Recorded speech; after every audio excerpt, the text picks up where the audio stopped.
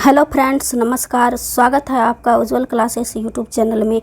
मैं प्रेमलता आप लोगों का स्वागत करती हूं। आज इस वीडियो में हम शिक्षण शास्त्र के कुछ महत्वपूर्ण वस्तुनिष्ठ प्रश्न करेंगे जो सीटेट में पूछे गए हैं। यहां पर आप अपने आप को जांच सकते हैं कि हमें 15 क्वेश्चन में कितना आए हैं। तो चलिए शुरू करते हैं।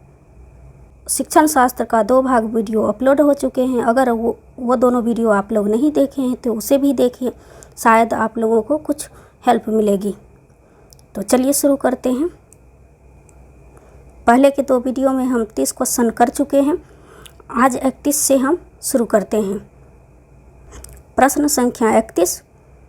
एक प्राथमिक कक्षा कक्ष में एक शिक्षक को क्या करना चाहिए? ऑप्शंस हैं, केवल उदाहरण देने चाहिए, उदाहरण एवं गैर उदाहरण दोनों देने चाहिए, उदाहरण गैर उदाहरण दोनों नहीं देने चाहिए, गैर उदाहरण देना चाहिए। तो आप यहाँ पर देख सकते हैं केवल शब्द आ गया है तो ये हमारा नेगेटिव शब्द होता है, तो ये गलत हो गया।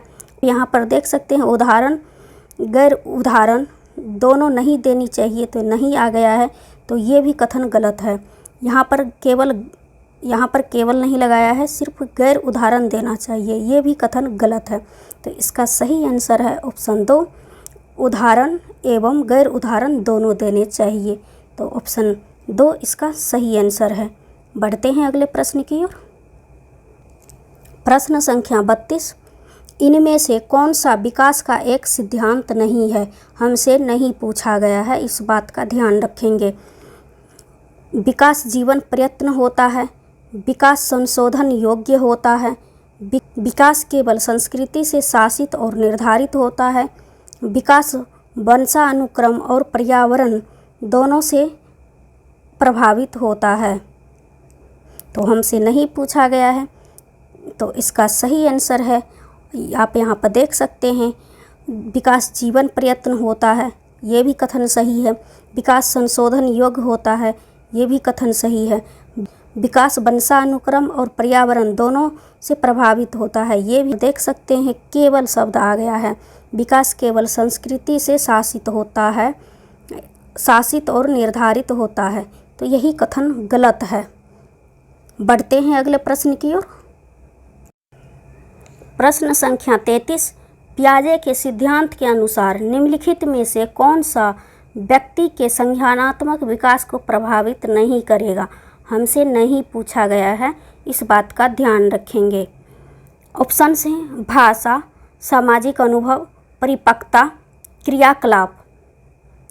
तो भाषा भी पियाजे के अनुसार भाषा भी प्रभावित करेगा, परिपक्वता भी प्रभावित करेगा, क्रियाकलाप भी प्रभावित करेगा। तो इसका सही आंसर है ऑप्शन 2, सामाजिक अनुभव, क्योंकि हमसे नहीं पूछा गया था, तो इसलिए इसका सही आंसर है ऑप्शन 2।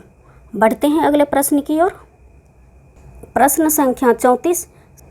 सिद्धांत के रूप में रचनावाद। ऑप्शंस हैं, सूचनाओं को याद करने और पुनः स्मरण द्वारा जांच करने पर बल देता है, शिक्षक की प्रभुत्वशाली भूमिका पर बल देता है, अनुकरण की भूमिका पर केंद्रित है, दुनिया के बारे में अपना दृष्टिकोण निर्मित करने में शिक्षार्थी की भूमिका पर बल देता है। तो इसका सही आंसर है, सिद्धांत के रूप में रचनावाद दुनिया के बारे में अपना दृष्टिकोण निर्मित करने में शिक्षार्थी की भूमिका पर बल देता है। ऑप्शन 4 इसका सही आंसर है। बढ़ते हैं अगले प्रश्न की ओर। प्रश्न संख्या 35।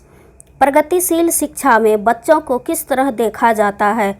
ऑप्शंस हैं, खाली स्लेटों के रूप में, सक्रिय अन्वेषकों के रूप में, छोटे वयस्कों के रूप में, निष्क्रिय अनुकारकों के रूप में। तो इसका सही आंसर है, प्रगतिशील शिक्षा में बच्चों को सक्रिय अन्वेषक के रूप में देखा जाता है। ऑप्शन 2 इसका सही आंसर है। खाली स्लेट के रूप में नहीं देखा जाता है, छोटे वयस्कों के रूप में नहीं देखा जाता है, निष्क्रिय जहाँ पे आते हैं वो नेगेटिव होता है, तो इस बात का भी ध्यान रखेंगे। तो ये भी नहीं होगा, ऑप्शन 2 इसका सही आंसर है। बढ़ते हैं अगले प्रश्न की ओर। प्रश्न संख्या 36, भारत में अधिकांश कक्षाएं बहुभाषी होते हैं और इसे शिक्षक द्वारा डैश के रूप में देखा जाना चाहिए। ऑप्शंस हैं समस्या, संसाधन, बाधा, परेशानी। तो इसका सही आंसर है समस्या भी नहीं होगा, बाधा भी नहीं होगा, परेशानी भी नहीं होगा। भारत में अधिकांश कक्षाएं बहुभाषित होते हैं तो इसे शिक्षक के द्वारा एक संसाधन के रूप में देखा जाना चाहिए। ऑप्शन 2 इसका सही आंसर है। बढ़ते हैं अगले प्रश्न की ओर।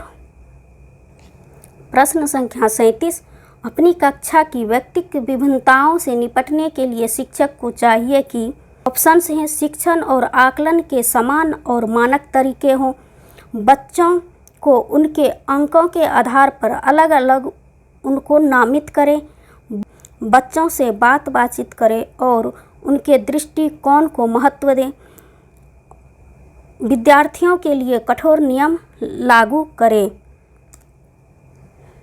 तो शिक्षण और आकलन के समान मानकों का तरीके हो, ये भी ऑप्शन गलत है।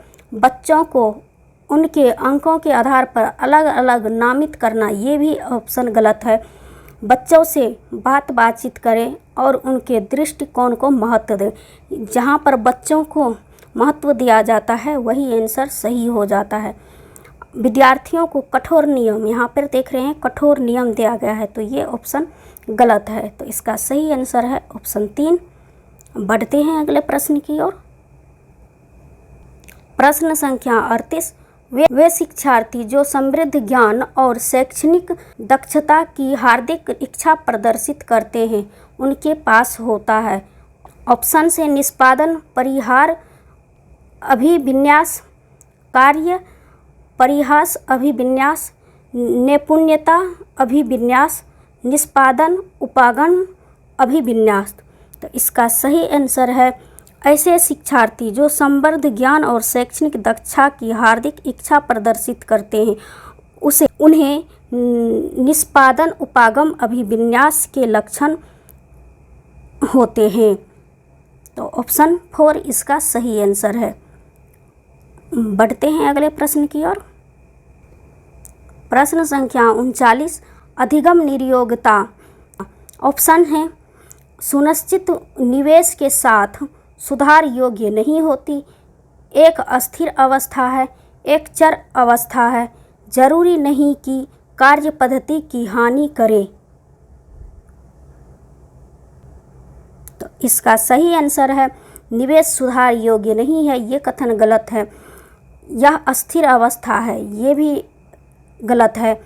यह जरूरी नहीं कि कार्य पद्धति की हानि करे, ये भी कथन गलत है। इसका सही आंसर है एक चर अवस्था है। अधिगम नियोक्ता एक चर अवस्था है। ऑप्शन 3 इसका सही आंसर है। बढ़ते हैं अगले प्रश्न की ओर। प्रश्न संख्या 40, सृजनात्मक उत्तरों के लिए आवश्यक है।